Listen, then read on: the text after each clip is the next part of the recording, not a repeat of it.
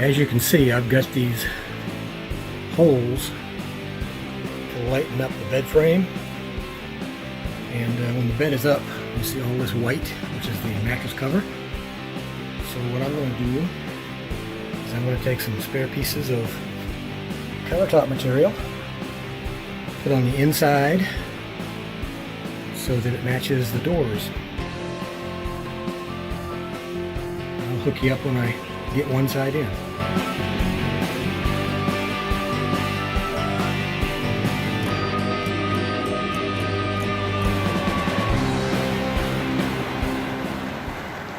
As I'm sure you can hear, we're having a major rainstorm. I had a hurricane 2 days ago, and now we've got major rain on top of it.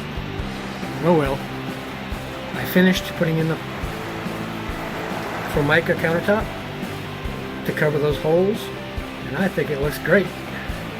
It matches these up here, and it will match the rest of the doors.